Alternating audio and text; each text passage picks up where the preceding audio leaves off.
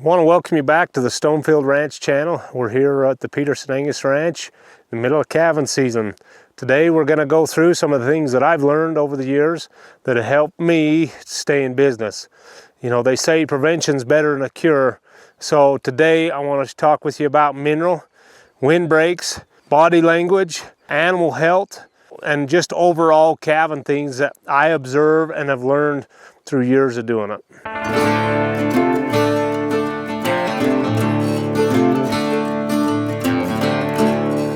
Springtime here. We just got rid of the snow and the cows are in the middle of calving. This is the time of year that ranchers make or break their annual income. Calving season is a crazy time. There's a lot of things happening, a lot of things that can go wrong, but a lot of things that go right. You don't realize it till you get in the middle of it, how really amazing it is to be a part of watching new life enter the world on a daily basis.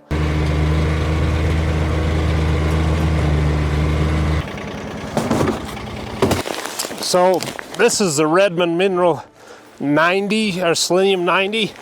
So like selenium is not a natural mineral in our area. And if your cows get deficient with selenium, it can cause what they call white muscle disease. So it's something that your cows and your livestock need to ensure a healthy calf crop. So just something I'm always trying to make sure. Minerals can be something that would be easily overlooked, and sometimes you feel like you're wasting your money. But I've learned the hard way that these things do pay dividends. They may not see a physical return right away, but it's all about herd health in the overall. One of the things that I've done, and you'll notice that a lot of the cows are just standing chewing their cud as we're walking through, is I learned at the very beginning how difficult it is to calve in the middle of winter as well as in the middle of the night. So I read a bunch of different studies and kind of went through and learned that if you feed the cow right at dark, you have a higher percentage of your calves are born in the daytime. And so we started feeding right at dark, and it's made a huge improvement for us, especially in the bad weather. When you've got beautiful sunshine and blue skies like we've got now, it's not as big a deal to calve anytime. But when it's blizzardy and cold, the dark can eat your lunch, and it compounds. So that, for me, it's just me, and I found time as my biggest limiting factor. And so when a big storm would come through, and if you've got 10, 15 calves hitting the ground that night, you can't save them all if the mother's not helping you. And so there's a lot of things that play into what I've tried to do to sway things in my favor. And one of them is feeding the cows at night. And I would say I get probably 85 to 90% of my calves born from 6 a.m. till about 9, 10 o'clock at night. And that's when I'm out here running through things. So it gives me the ability to be aware and awake and mentally with it, because when you start running the 24-hour clock and you're running through the night and then needing to be awake in the daytime, you just get to where mentally you're not as sharp as you need to be. And so that's another component for me that I feel like has helped me, as I'm able to get more of a full night's rest. So one of the other things that I'm always looking at is I'm always observing what the udder of a cow looks like once she's had a calf. I'm wanting to make sure that those teats are getting glossy and that the bag is staying drawn up, and she's got kind of some wrinkled teats. If she's got a tight bag and the bag is matte in color, it's telling me that calf isn't eating. And so once again, cows don't speak to you, and the mom's not telling you, hey, my calf isn't eating. So I have to observe that and find cues that indicate that a calf is not eating, which is an indication that a calf is more than likely fighting some kind of sickness. Because they're an animal that is a prey animal, they instinctively try to hide that they're sick. And so one of the things that as the ranch owner you have to do is you have to be able to sort through that. So one of the other signs I look at is the udder of the cow. And then I also, on cold days, will walk up and check a calf and verify his body temperature. You can do that rectally with a thermometer, or you can, I do it sometimes. I don't have a thermometer with me. I'll just do a quick check orally with my finger in their mouth to make sure that their body temp is where it needs to be. How do you get them warm in this scenarios when it's super cold? So when it gets super cold, and if a calf gets too hypothermic, my wife hates it, but one of the fastest ways to bring their temp up is I put them in our bathtub. I'll carry those calves home, get a bathtub full of warm water, and I'll put that calf in, and I'll cycle the water a couple times usually, and watching their temp and watching their body language. And once they stop shivering and they're able to kind of relax, then I will kind of let the bath drain out and let them sit and rest. When they get hypothermic, their body loses a suck reflex, and so those calves won't want to nurse on their mother. But I've found that if a calf will get up and get some milk in his belly, he can handle a lot. But a calf that gets down and doesn't get sucked, it's an uphill battle. And so the quicker I can intervene, if a calf gets hypothermic, the better chances I have of saving that calf. So these are some wind breaks that I've made just because being here on the hill, and when the storms come through, I wanted my cows and calves to have a place that they could get out of the wind. And so I found it to be more effective for me to put structures like this in a big open area and calve in the open area, to where then I can keep track of all the calves, make sure everybody's sucking and doing their thing. I've tried calving up in the brush, and I will later as the summer goes. They'll go up in the brush, but in the spring of the year when it's cold and nasty, I just had too many calves that I was losing because they'd go hide and I couldn't find them. So in place of that, I've decided to put some structures in.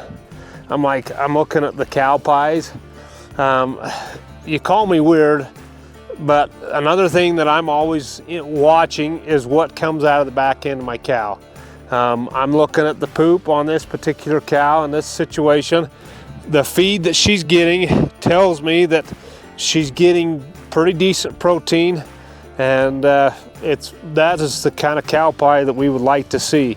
If they start looking like the pancake batter that's got clumps in it, and it stands tall and it's come out in a big round, that tells me she's not getting adequate enough protein.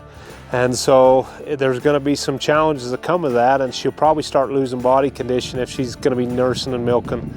And so those are things that I'm looking at on my cows, telling me that the ration that they're getting is supplying adequate protein, as another indication.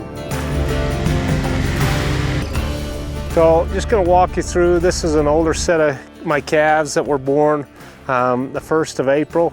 That's when I start calving. So these calves will be less than a month old, but they're typically older than a week. So I move them out here, helps them spread out and get away from each other. Even though they still bunch in little clumps, it does help with the mitigation of sickness spreading. So if I leave them in a real tight area, you get one sickness and it'll just blow through all the calves. So this helps me to get the cows and the calves spread out and away from each other to help, keep their health up. So one of the things I'm looking for as well on a calf is I'm looking at their back end. As they're moving away from me, I want to make sure that we're not seeing a white pasty or a gray kind of chalky runny poop come out the back end. That can be an indication of scours, which can be life-threatening, and a lot of times does take a calf's life if you don't intervene quick enough. What ends up happening is the calf basically loses the fluids quicker than they can replace it, and then they lose the desire to eat because they're sick, and then it just continues to run out the back. They dehydrate, and then you lose the calf. But the main thing I'm looking for is ear position, the back end, and then the navel, just to make sure everybody's healthy.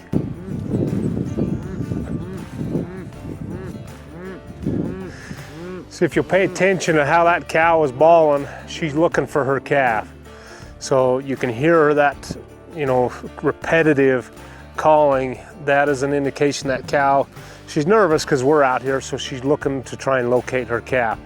If I hear a cow that's continually doing that through the day and I'm not out here, I'm gonna come out and check to see what's going on, because that calf may have crawled through the fence and is laying where she can't get to it or can't find it, or it can be an indication of sickness. I've had cows that have had sick calves, and they'll sit and bawl like that, and their calf just doesn't respond to them because they're not feeling well. So then I'll come out and I'll start running through. If I have a repetitive cow calling like that, then I know I need to come out. This particular cow that you see walking away from us, that back left tit there on the back quarter is enlarged, and her bag is starting to go bad. She is a cow that has docked on my ticket book as one I need to get rid of this fall. Not always is that an indication. You see that, from year to year, but sometimes from one year to the next, you'll have a cow like that their udder starts to go bad. And so she's coming up, I think, about 9 or 10. And so they'll just have, whether the calf sucks that tit too much, or I don't know what causes it, a mastitis, but it's just something that does happen. And so I have to pay attention to that, make notes, and then I'm letting know that in the fall that cow is needing to go on the sale truck. So in the spring of the year in Wyoming, one of the things that we have is a very unpredictable weather pattern. We can be sunshiny and blue skies and warm one day, and then the next we can get a blizzard come in. So one of the things that I like having the cows down in this particular pasture is the ability to find shelter. I think it was like 4 or 5 years ago, we got like 10 inches of snow on the 8th of May. So we're not out of the woods. You can see the snow up on the mountains. If you've got calves out in just a wide open space without protection, you run the risk of sickness just due to the stress of being out in the environment. So I like the fact that I've got these little willow clumps here and there around the perimeter of this field that allows calves to go in and seek shelter if they need it. On a sunshiny day right now, they'll be out sunbathing right out in the wide open. One of the critical components during the calving season is the perpetuation of problems, or stopping problems that you find. Some of them just come up, but some cows just aren't good mothers, believe it or not. And so, like, if I have a cow that is a bad mother, I keep a Google Doc sheet on my phone so that I can access it if I was to break this phone, which I've done. I can go anywhere on any device and pull that information up, and it stays with me on the cloud. But I make what I call my calving notes. So I put dates down when calves are born. Calves, statistically, that are born within the first cycle, in the breeding cycle, as you call it, those are your most productive cows, those calves become your most productive cows. So I like to keep heifer calves out of cows that calve within the first cycle of when I turn my bulls out. So I don't want to keep the back end calves, because a lot of times those cows are subfertile cows. So I keep notes of that, but I also keep notes of cows that lose calves. So on the ranch, like, I like to give a cow 2 chances. So if she loses a calf due to some unforeseen circumstances, she can stay and I'll breed her back.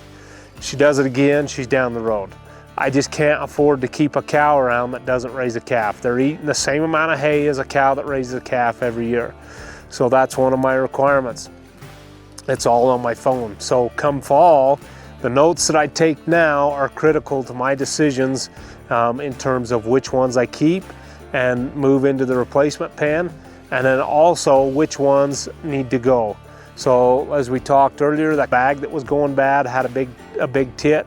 That cow will eat your lunch come, you know, maybe next year if we have a bad spring, deep snow and nasty weather. So those are the cows that I'm not going to chance keeping around because they're taking place of another cow that could stay and have a much better chance of raising a calf. As we come to the end of our tour today, appreciate you for following along. Obviously, some of the things that were shared today is tips and tricks that I've learned from years of trial and error. Not saying it will work for everybody, but it's what I feel has worked for me, and I'm always trying to improve. So if there's things that you saw that you like, go ahead and take it. If you have some other input, definitely go to the comments. Let us know some things that you do that or have tried that have worked for you. The margins in ranching are always tight, and so for me, I feel like any advantage we can gain is what's going to help keep us in business for next year, because not always are the odds stacked in our favor. So for me, the tips that we shared today are my efforts to stack the odds in my favor, and whether that come to when I feed at night, when I calve, the things that I'm checking, all my involvement is part of my plan to try and stay in business for next year. Hope you enjoyed the content that we share. If, like I said, if you have some input for us, go to the comments. We love to learn. We'll look forward to seeing you next time. Adios.